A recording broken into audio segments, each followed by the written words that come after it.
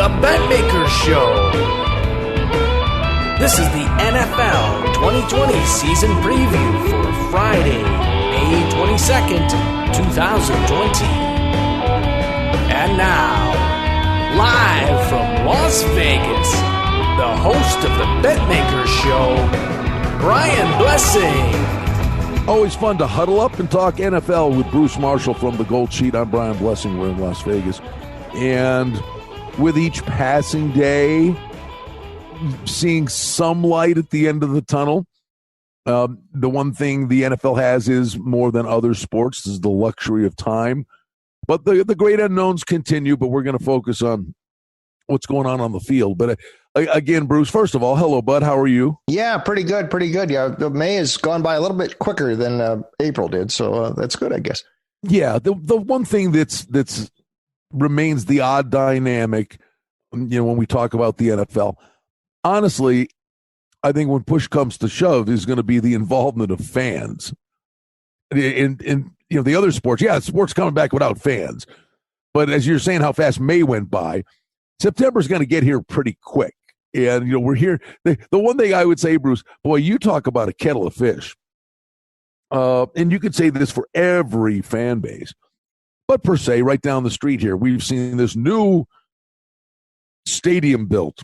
And now they're showing the indoors, and the majority of the seats are in. And the video scoreboards have gone in, and this. And then they got the grass field outside, and they're doing all this. And then we're watching this every day and going, yeah, ain't that pretty? Who's going? And we watch this every day. But first of all, we know how crazy Raiders fans are. And the Vegas thing, I still remain very suspect on this in terms of how this market will approach them. But that's another story. But the Raiders fans, Raiders Nation from California will invade. And the games are sold out. The ticket prices are ridiculous. But you're sitting there going, if the stadium holds whatever it holds, 65,000, and with social distancing, they say 20,000 people are going to go to the game. How the hell are they going to determine who's getting those tickets? Could you imagine? And we know how volatile Raiders fans are. You're sitting there going, yeah, I got tickets to see Tom Brady with the Bucks. No, you don't. You're going to go to I don't even think they play them. No, you're going to the Lions game. Yeah. Those reactions, that should be like a pay-per-view event. I mean, that you talk about a medieval or the Roman Colosseum. Watch that. I have been surprised. No, it's very good points. And I have been really surprised that some of that hasn't gotten a little bit more coverage. And that seems to be one of these subjects. Okay, we'll cross that bridge when we get to it. But that's a pretty big bridge. If you're talking about people that have paid and all the personal seat licenses and not just for the Raiders, but all the teams around the league. I mean, how are you going to a place that has sold out every game for 50 years like Denver? Okay, how do you allocate the 20,000 seats in Denver? Yeah, the Raiders for sure with the new stadium here. How do you do that? And is it going to be the people who spent the most are going to want to be served first, and they think they're first in line? But then the team say, well, wait a minute, all these other fans. That's a real hornet's nest, one of many that they're going to have to deal with. But it seems like they might have to end up doing something like that as we get towards Memorial Day here. It's all of a sudden, like you say, the calendar is starting to move along at a little bit more rapid clip. And before you know it, will be by 4th of July. And I think by that point, they're going to have to formulate something out. I don't even think they have released a preseason schedule yet. Correct me if I'm wrong. But they usually have done that by now. But that usually comes about 2 weeks after the regular schedule is announced. So that's as stubborn as the NFL is about this thing and the preseason thing. We've been talking about this, Bruce. You and I wax nostalgic about stuff we watched in the 60s and 70s. And turn the clock back then. And you've alluded to it. It used to be 6 games in the preseason. Preseason is nothing more than a money grab and a chance for guys to get hurt. If there are no glasses half full scenarios in a pandemic. But if it ever came out that at the end of the day, this was the thing that put them over the top and it just knock this preseason nonsense down. And I know we love it to bet it, but just in terms of the grand scheme of things and from the fans' perspective and the money grab aspect of it, what would you deem if you owned a team, Bruce? I know you want to bet the games, but if you owned a team, how many preseason games? Forget the money. How many games would you want to play and say I can get up to speed? And because they do the although this year's different, but they do OTAs, training camp. Yeah, they can evaluate who the special teams guys are that are going to make the team. That last game is all about watching a cornerback and a linebacker run down the field and make special teams tackles. Okay, there's player 52 and 53 on my team. Well, sure. I mean, from that standpoint, maybe one. I mean, remember, college football has never had a preseason, and they get right into it. However, if I'm an owner, I might want 4 home games if I could fleece the customers and the fans 4 more times, or let's just even 2, because usually teams get 2 at home. But you and I both know. I mean, they force those extra games upon the season ticket buyers. And that's another, there's a lot of sources of revenue the NFL has. That's not the hugest one, but it's pretty good. That's 2 more live gates, and they force them to buy tickets. So you're right. It is a money grab. It's turned into that. And you're right. Unlike the old days when the teams would use those extra games to actually play into shape, and the players would, because they didn't have all the off season, the OTAs and things like that. They already hit training camp, and that's when it started. Nowadays, I don't think that's quite as important. So, maybe 1 is all you really need, but the money thing is hard to separate. I don't know how they're going to juggle that this summer, though. That's still to be determined. And, but I think by the time you get to July, they're going to have to, and this goes for college football too, Brian, people can't wait forever on this. And I think you're going to have at some point a drop. I guess this goes for all sports, but football in particular, some point in July, they're going to have to say yay or nay if this thing is going or not. Well, and I guess I think this is true, and it's a hypothetical, but for argument's sake, we're saying about the preseason and creatures of habit. Maybe coaches become even more important in terms of what happens out of the gate. But if there are no OTAs, let's figure out. You got to figure they'll have training camp. But if that routine is altered, just as if you were going to give massive credit to a team like Baltimore, where we sit there and we all know it. Harbaugh likes to win preseason games, and we've talked about that. We're doing these little gatherings every week, and I know in a previous one we said, "Hey, wait a minute, just because we're talking about it." I went and looked, and I looked at the Ravens in week 1. Wow. I mean, they've won a boatload in a row. And not only are they winning, they've been boat racing teams in the opener. So so I guess it's just a hypothetical, but if the preseason's altered, there's only a couple of games, and it's a completely different animal. A team that's been a runaway freight train with that previous format, albeit they're playing the Browns, where you don't know what you're going to get one week to the next. But would you consider saying, hey, I might fade Baltimore? Baltimore maybe wins the game, but it's not a boat race because all the things that worked from in the past are completely different. And that's just 1 of 32. Yeah, it could be. But I mean, every team's dealing with something a little bit different. Baltimore's sort of the exception to the rule. A lot of the teams aren't as formful. That's mostly a coaching thing, I think. And coaches have long viewed preseason. Different coaches have viewed preseason differently, and how you ramp it up into the regular season. Have long viewed that. I mean, there was a while when Bill Belichick was very serious about preseason. And that's changed in recent years, and he's altered the timetable some as well. But I'd be a little bit reluctant to jump off of something like the Baltimore trend yet, just because Harbaugh's still there. Yeah, but you're right. I mean, it changes it. It changes it for all the teams. I think it's an adjustable thing, though, and I think you'll see the teams adjust pretty easy. Like I said, and we've said before, I mean, all these guys played college football. The players did, and their first games were always the first regular season games. So I don't think would be that huge an adjustment.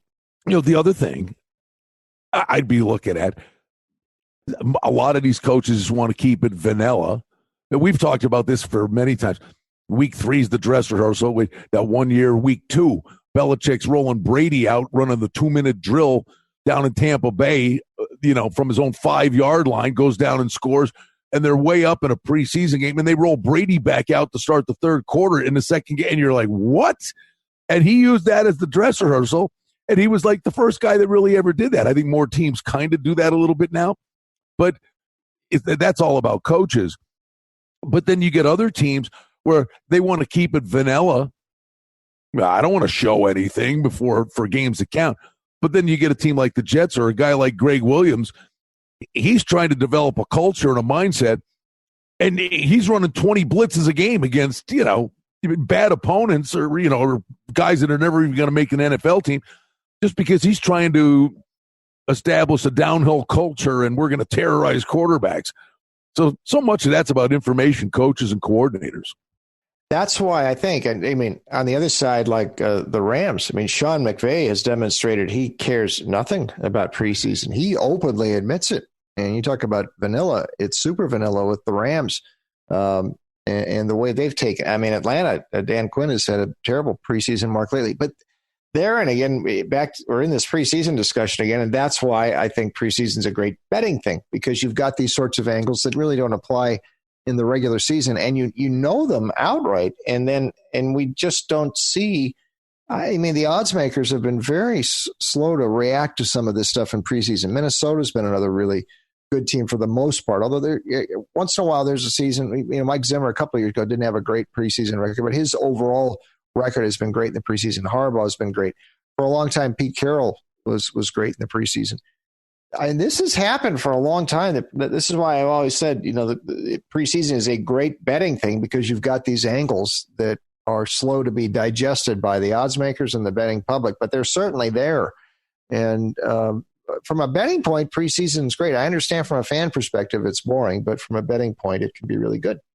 So free agency, the draft, we know at least the participants, how they're going to prepare will certainly help formulate some opinions. But basically, we kind of know who's who.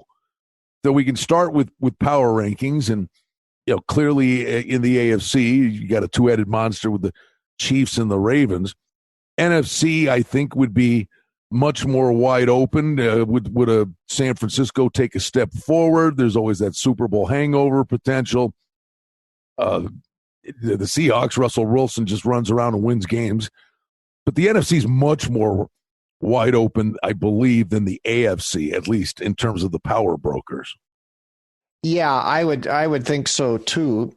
And you've got some new entries into the mix here, like Tampa Bay is suddenly a pretty interesting situation there with the Tampa Bay. What are the Bucs going to look like this year? Everybody's pretty excited. I think you can say, maybe the top, 7 or so rated teams. Among those, maybe only the Chiefs and Ravens would be an AFC reps in there. And they might be at 1-2 in power ratings at this point. But, I mean, the others, you talk about San Francisco and the Saints and Seattle, Green Bay, Tampa Bay, those might be the next 5 in any sort of a power rating. Tampa Bay is the most intriguing storyline of the season, I think. And with how they've shaken that up, the fact Brady now gets another shot. This isn't quite like Johnny Unitas going to those Chargers at the end of his career. Brady's still flying pretty high here, and they've surrounded him with some pretty good stuff. We'll be talking a lot more about the Bucs. They're going to be good, Bruce, but yeah. I think the reality of it is I'm not saying middle tier. I think they're going to be an above average football team, but there's a hype machine rolling here. There is, and I'm count me among the skeptics. And Brady was. I mean, Brady wasn't that good last year. Now he wasn't. Maybe the supporting cast wasn't all that great, but I tend to agree with you. But as far as a storyline goes, the Bucs are very interesting here moving into the year. And they might be overrated some, but yeah, and Dallas the same way. I think there's some overhype there. I mean, Buffalo might be ready to break into the elite category of teams. So I wanted you to do it before I did. Yeah, I knew we were going to get to them at some point, but no, they might. Be honestly, the Athletic actually has a power ranking thing up. Yeah, and clearly they've got. And I was pleased to see this because I watch them and kind of I'm drooling, can't wait. It'd be typical, it took a pandemic. The Bills finally got good, and there's a pandemic. Kansas City, Baltimore 1-2, Saints are 3. Yep. Niners 4. Seahawks 5. I think that might be a tad high. Yep. But they've got the Bills 6. And the funny thing is, I think there's a real perception deal here. I would say one of the injuries can happen.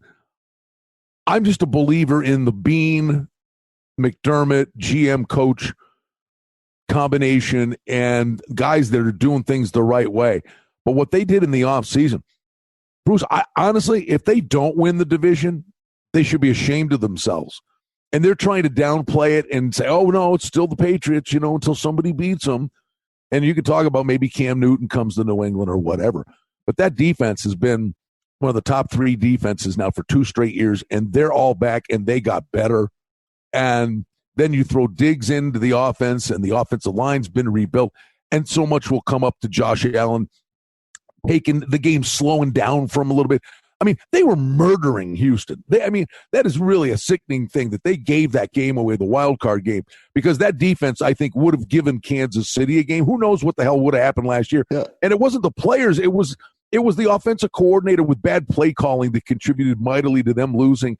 But I think these guys at it's just a slight plus price, but plus a dime for them to win the division. I mean, it's like a horse race. I mean, to me, I know it's football, but with the talent they've got on paper and Brady's not there, I think they got to fall down to lose the division. I think that's one of the best bets available on the board is the Bills plus a dime to win the AFC East. I do too. And by the way, don't give Ed Oliver your car keys anytime soon. But I know. But no, I quite agree. And I think that leads into what I think is the most intriguing storyline into this season is actually New England. The fact that Patriots seem like they've dropped back, I think, has helped push Buffalo up in some of these ratings because, let's face it, that's been the huge obstacle for the last 15, 16 years there. The Bills only have a couple wins total over the Patriots. Now that whole thing might be changing in the East, and the Jets and the Dolphins have been nowhere. What Bill Belichick does this year, I think, is among the most intriguing of the storylines. Is he really going to stick with Jarrett Stidham here at quarterback? And I think the Patriots are a team this year that could really use a preseason to get Stidham up to speed here. Listen, I never forget what the Cowboys did with Tony Romo, and that was back with when Bill Parcells was still coaching, and he threw Romo in ahead of Drew Bledsoe right at the start of the preseason and played him like most all the way through the preseason to get him up to speed. Belichick may not have that option with Stidham if they do something with preseason this year.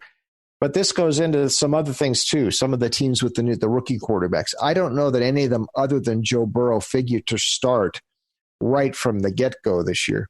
But the Bengals, this is putting a lot of pressure on Burrow right away, especially since he's also had no offseason stuff to go on and get ready with the team.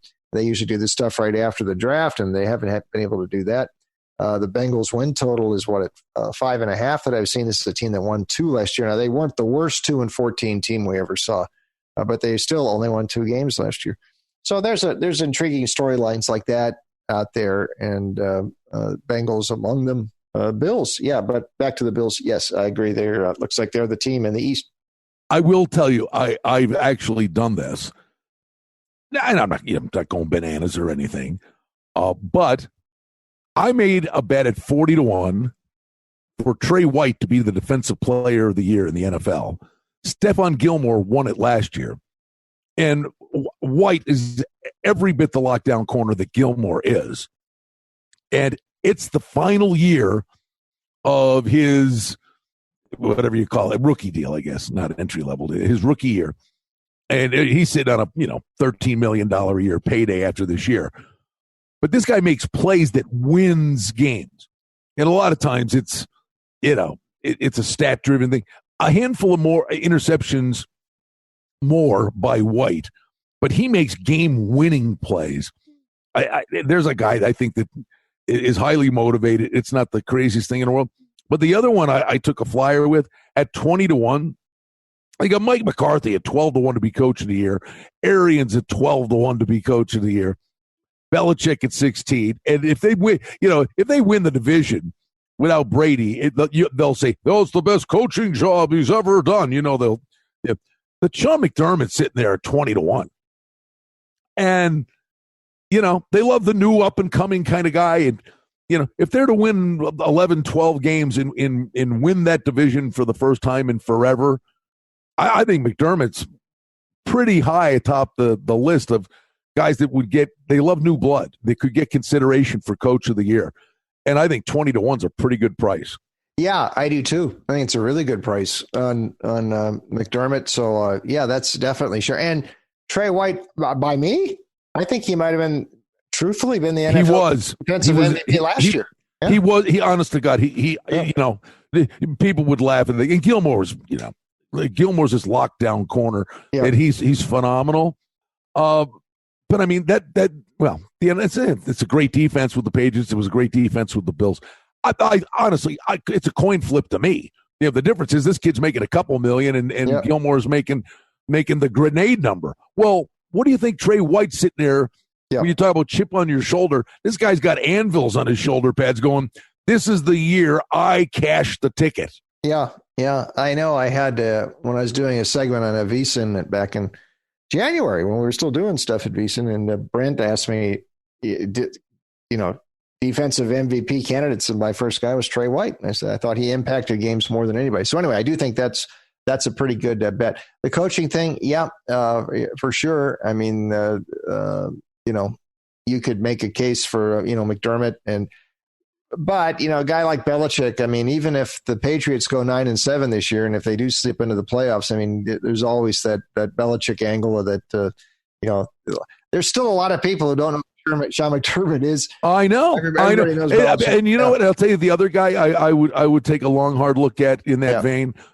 And I think he gets it's weird. I think he's gotten some really decent pub, and rightly so.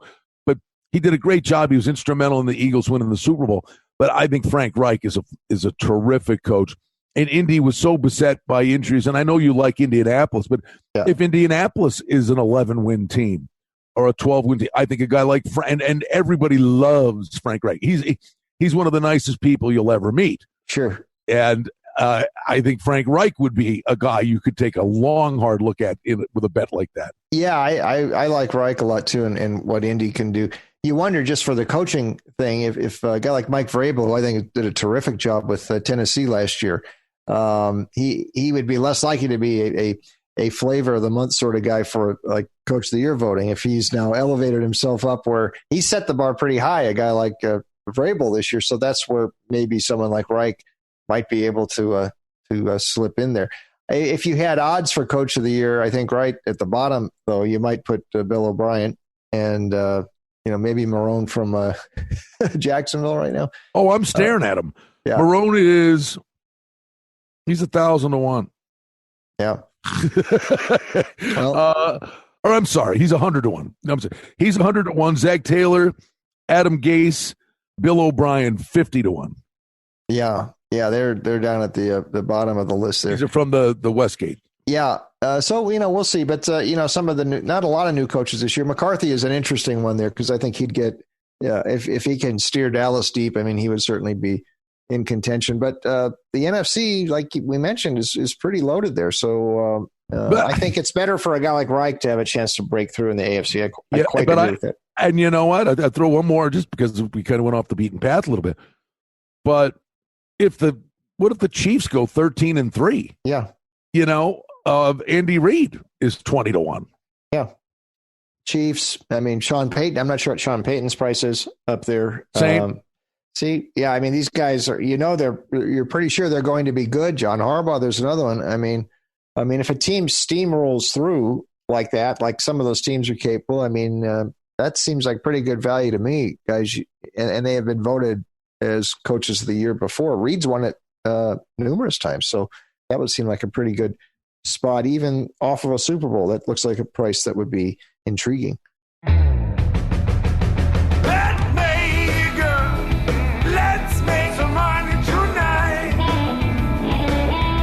For outstanding information and special offerings and promotions, we invite you and encourage you to sign up for our newsletter today simply by going to the website at betmaker.com. How about one off the beaten path? And you're kind of bouncing around here, but I think that's the beauty of this is we could just go, I mean, literally, this could be a 10-hour deal. We talk as long as we want to talk, but Roethlisberger in Pittsburgh, and I don't know why this is popping in my head. What do you make of the prospects of the Steelers? I think it's all contingent on, can Roethlisberger stay upright? The one thing to me, Bruce, was it 3 years ago when he was talking about retirement, about that? Yes. Whenever a guy says that, to me, he's retired already. Yes. Yeah. I mean, a few years ago, he said, like, you ever heard Drew Brees? Yeah.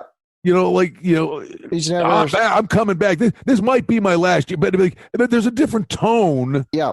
You know what I mean? It's like if that's just like the clock's ticking on Drew Brees. It's a reality thing that he'd play for 10 more years if he could. Yeah. Roethlisberger still had 5 good years ahead of him, and he's talking about retirement. And they're like, what? Yeah, I think that Pittsburgh is pretty intriguing. And you're right. I mean, a few years ago, he said next year is going to be my last, and then he amended that the following year. However, I mean, you're talking about a guy now who is beginning his 17th year in the league, 38 years old. He just had 3 tendons attached to his right throwing elbow. I mean, damaged goods. He could pop that out pregame warmups. He could. And this is why I think Pittsburgh might be a spot where Cam Newton ends up as a backup because he may play. Now, the Steelers didn't do anything in the draft or in the offseason yet. I mean, they still for a backup. Now, apparently, from what we're hearing, they still are rather high on Mason Rudolph. And all these guys who were available for them in the draft, whether it be Jake Fromm, Jacob Eason, the guys who were available in the middle rounds in the draft, they bypassed on all of them. And they said, we've got a guy like that anyway who we still think a lot of. So apparently they're still pretty confident in Mason Rudolph. But that's a pretty risky move there. Rudolph blew pretty hot and cold when he came in there last year, and he ended up, he was benched and he got hurt, and they had to go with the third stringer Hodges. But I think Pittsburgh is very intriguing because of that, and I expect the Steelers to make a move here. By the way, one other thing just about the whole preseason thing in camp. Oftentimes in a normal preseason, I mean, quarterbacks do get hurt sometimes in preseason. And remember what happened with Miami a few years ago when Tannehill was still down there. When Bridgewater was with Minnesota, all of a sudden that became a crisis for the Vikings right on the eve of the regular season a few years back. There'll be major injuries this year, Bruce. If it's not a normal training camp, it's almost like, I'm a horse racing guy. Go back to the citations of the world. They race 35, 40 times a year. Yeah. They baby these horses. They race 6 times a year. Half of them are getting hurt. And I think part of it is they're babying them. I agree. And, but back to the point of Newton, sometimes, an opportunity might arise for him in August where all of a sudden a team really needs a quarterback. So he might be sitting there waiting, and right now he'd be top of that list for an emergency short term. So that might be another thought process with him. But back to Pittsburgh, I think it's all on Roethlisberger because the team changed completely. Actually, I thought Mike Tomlin did a great job last year, keeping all the injuries. Yes. They had many injuries. I like him. Why? Boy, he's a polarizing guy. Believe me, I watch all these coaches. I love it. I think McDermott does a great job with the Bills. I watch it, he mangles the clock. I mean, none of them. Belichick is the only one. They all mangle the clock, and Tomlin does a couple of squirrely things on occasion during a season. This guy, I don't know. I just look at him. I just feel like this is a guy that's in control of what's going on out there. Yeah, I do too. And I really think last year was a credit to him. I mean, Pittsburgh was actually sitting in a playoff spot with 2 weeks to go last year. And then, they were on fumes though, because they had so many guys hurt and the quarterback thing became such a mess. But with them, as much as I like Tomlin and all, I still think they're at risk of something like last season happening again if they don't upgrade behind Big Ben a little bit. And like or dislike Cam, I think you'd rather have him in there than Mason Rudolph. So that's something we watch on both of those fronts moving into the summer. Let me throw a squirrely one at you, and maybe this is, a whole lot of nothing, but maybe it's not. Aaron Donald is sitting out talking about, playing games without fans, and nobody wants to. We all want the stadiums to be full, but and all the players are talking about, like in hockey, there are certain guys. I'm really not happy about it. I don't want to go to this neutral site and leave my family, but these are off the field things. These are between the ears things, and guys' motivation levels that are really, really just this Rubik's Cube you got to sort out. But they're just doing an interview with Aaron Donald. He's talking about I can't see playing games without fans, but he says you practice, and practice is practice, and then you prepare to play a game and be on a big stage and play in front of a crowd. Just no excitement without fans. It wouldn't be fun to me. I don't think it would be fun to play a football game without fans. And I know we're sitting here in May, and this whole thing has been a punch to the gut for everybody. But when I hear that, and maybe not so much him, but I think in all sports, I think you're going to be watching and you're going to tell. You're going to be able to tell the guys that want to be out there or have formed a bond. I think body language in a time of uncertainty is going to be a very big deal. And you're going to sit there and say, oh, these guys just look thoroughly disinterested.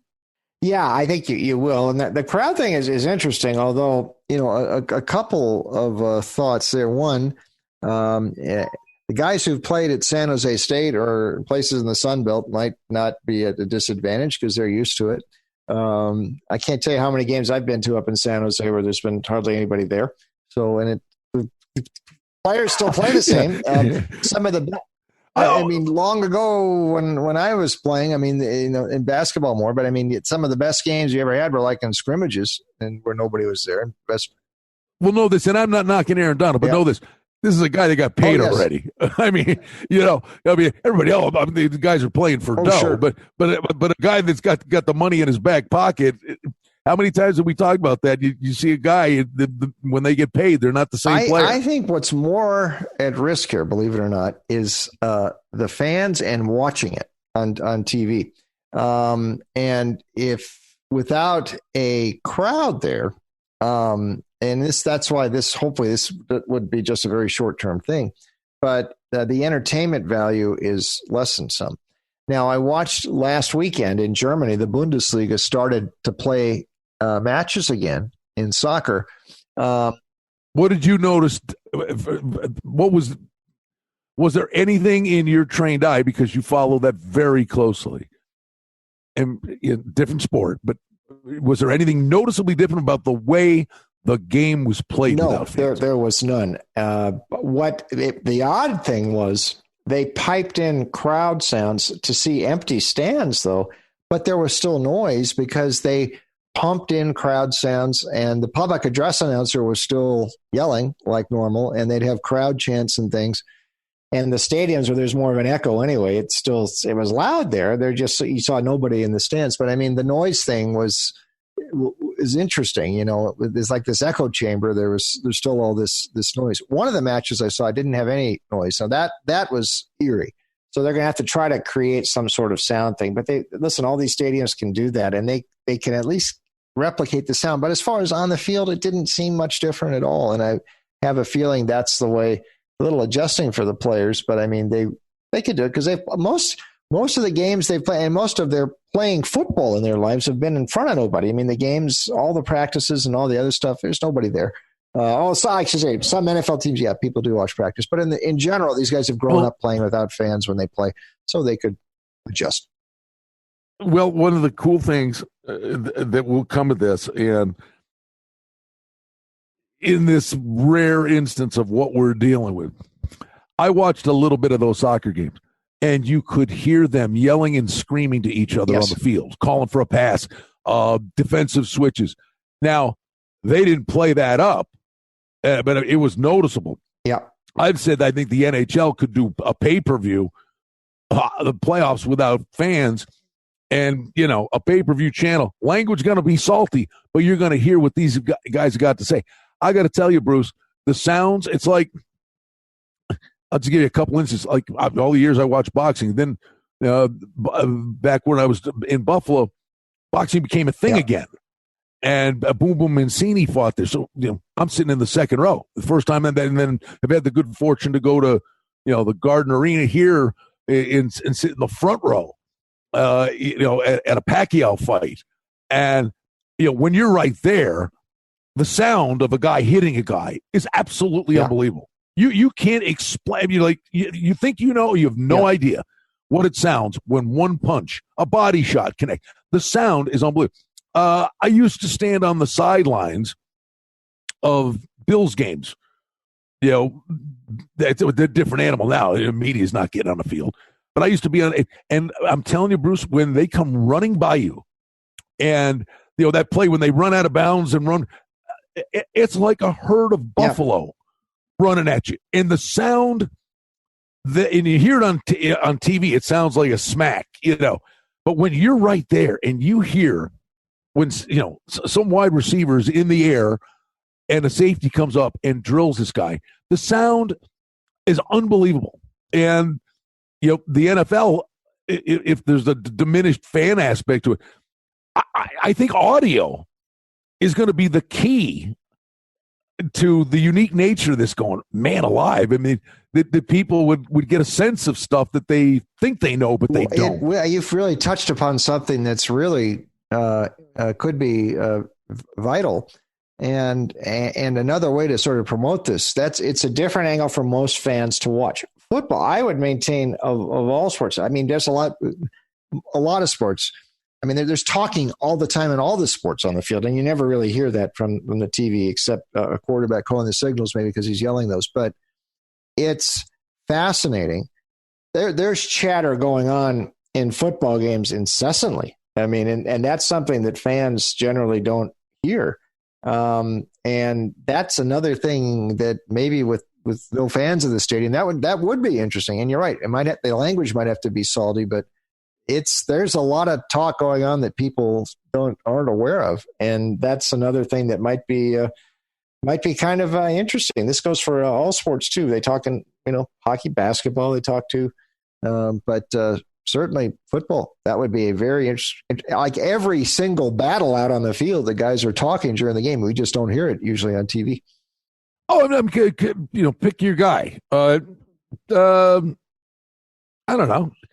The Bucks are playing the Saints, and all of a sudden, Brady, you get a late hit, and the quarterback gets up, and they just start jawing back and forth, and you're yapping at each other, walking away. But I mean, could you imagine hearing that as part of the broadcast? Now, can we train some of these announcers to shut up and let that carry and be? But I mean, literally, it's an entirely different broadcast. And it would be amazing. You're old enough to remember when NBC did that with the Jets-Dolphins game at the end of 1980, the no announcer game, and that was a Dick Ebersol thing, I believe. But there were there were fans. You're right, but it was and you really didn't hear the players. Right. I didn't think in that. That was odd, wasn't it? I didn't like it. I didn't either. But I think that's the thing. As long as you have announcers, though. And filling in, but they get quiet when they should be quiet. Every cornerback in the league, every defensive back, I mean, those are the guys who really chatter a lot. That would be really interesting to hear that sort of stuff. But it happens in every position battle in football. Well, could you make? I know we're just making this up as we go, but I'm telling you, Bruce. I mean, from a production aspect, and okay, the language, okay, but it was okay for Michael Jordan to be firing F-bombs all around on this documentary, and it's the greatest thing since. It was like, they're going to win Emmys and all this, but that was okay. I'm not trying to be a wallflower. I mean, kids are watching the game, but I mean, if you mic'd up 4 guys, you mic'd up both quarterbacks, and then you picked some battles, and then I know they do this like on Monday Night Football, they'll mic a guy and they'll play it back. This little thing, a little highlight, they make a 90-second or 30-second thing of the guy, a couple things they said out there. Imagine if that was the part of the broadcast, that they're coming to the line of scrimmage and the cornerback is, in the audio guy's the key guy in the truck, but he turns it up and the cornerback's chirping the wide out and they're yapping before the play. And then he turns it up and the quarterback's calling out the signals. And then you go down into turn the audio up and the nose tackle's grunting and he's having a fight, a verbal little battle before the play. Middle linebacker barking out signals. Audio would carry the day. Here's where I hope we would get a special waiver from the FCC. And because can you imagine you tell the players, okay, we're going to mic like all you guys up. We're going to have on-field mics, but watch your language. That's not going to work. But so it's because of the FCC. I mean, they're scared about that, but it would be, there's some venues on TV. There's a way to do it, Bruce. It's a pay-per-view wing of the thing. That's right. It's like if you go in there of your own free will and volition, and here's a separate package, and you're going in knowing if you purchase this is what you're getting. I'm in. I'm in too, and I don't like paying for nothing. But I think there's got to be some way around that. I remember we're going to get a little off track for 20 seconds here, but after Richard Nixon left office, he had a whole hour twice on 60 Minutes. This is several years after he left with Mike Wallace. And I remember Wallace at the start saying, we have chosen not to delete any of the language. So, just know he's going to say some bad words here. And they didn't. This is on 60 Minutes. And they let it go. So I would think there might be some way that they can work around that for sure. Interesting. We're just like scratching the surface, Bruce. We'll wrap it up. There's just so many compelling things. And first and foremost, let's get games going again. But I think so many cool things to look forward to. I know. We have touched upon things to make, leave it up to you and me, and we could make no fans sound a game be very interesting to watch. So I think if you and I can come up with something like this, the NFL guys could too. So I think even if there's no fans, it would be something good to watch. Well, but think about it. I mean, you can make a case. I mean, it's the beautiful, the slow motion and the cameraman tight on the football, the beauty of NFL films. But one of the really true things that made NFL films this monstrosity was the access and the ability to hear a lot of the behind the scenes. Why is Hard Knocks so popular? It's like you feel like you're kind of behind the wall. You're a fly on the wall. What was the greatest NFL films thing they ever did was attach the microphone to Hank Stram in Super Bowl IV, and how that resonated and it made Stram's career sort of got him into TV and radio. Best thing. Hey, now watch this. I'm going to throw a dart, and I know you'll get it. We did it earlier this week on my radio show. But there's a famous coach's line that you and I have talked about since the day I met you, and it was because he was wearing a mic, and it was one of our favorite coaches on the sideline. Whitey, they're killing me. They're killing me, Whitey. They're killing us, Whitey. Killing me, Whitey. They're killing me. And Whitey DeVell, and that was by the way, a Denver game in 1969 against the Oilers when the Broncos blew a 20-3 lead in the fourth quarter.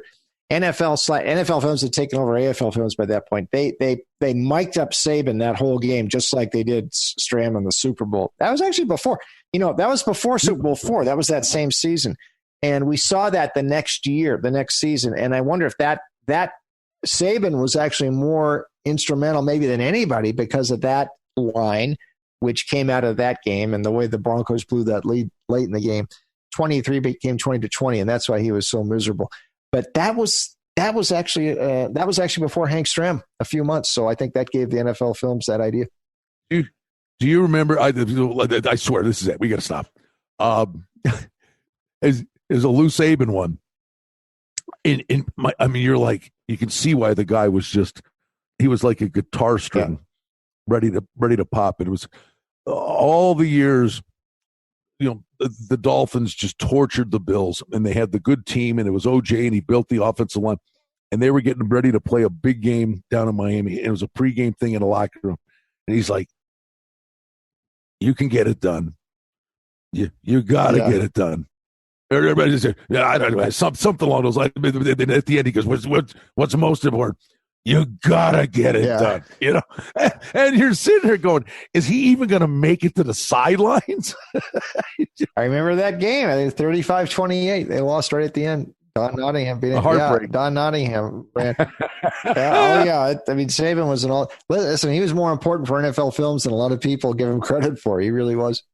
Great stuff. Yep. Bruce Marshall from the legendary publication, The Gold Sheet. I'm Brian Blessing. We're in Las Vegas, getting ever closer to football season. A lot of cool stuff we touched on, Bruce. Have a great holiday weekend. You too, Brian. Thank you. Betmaker, let's make some money tonight. Well, that's the Betmaker Show for now. We publish multiple times each week. We'd like to thank you for listening, and if you liked what you heard, please take a moment to leave a rating and review, or subscribe to our show feed, or share our show with a friend or two and help us grow the show. We very much appreciate it. Visit us on the web at betmaker.com, and reminder to sign up for the newsletter. Thanks to our engineer, Darren Vandermolen, and producer, Mike Gallivan. The Betmaker Show is a production of Cardinal Marketing Incorporated. Betmaker is a registered trademark. Any rebroadcast, reproduction, or other use of this content without the express written consent of Cardinal Marketing Incorporated is strictly prohibited. The handicapping and sports odds information contained on this podcast is for entertainment purposes only. Please confirm the wagering regulations in your jurisdiction as they vary from state to state, province to province, and country to country. Using this information to contravene any law or statute is prohibited.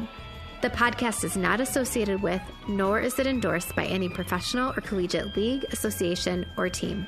This podcast does not target and is not intended for an audience under the age of 18. If you think that you have a gambling addiction, stop this podcast now and please seek help.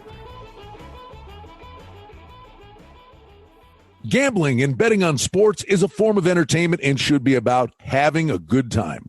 But when done excessively, it may negatively affect other areas of a person's life, such as their physical and mental health, school or work performance, finances, and or interpersonal relationships.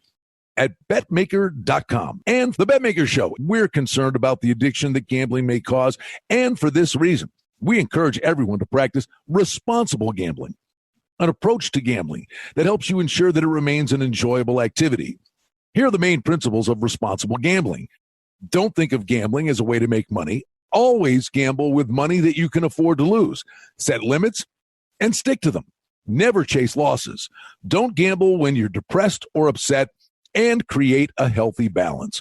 Always be aware of how much time you spend gambling or thinking about gambling. And do not allow gambling to cause you to miss out on time with family and friends or time spent on other activities you enjoy.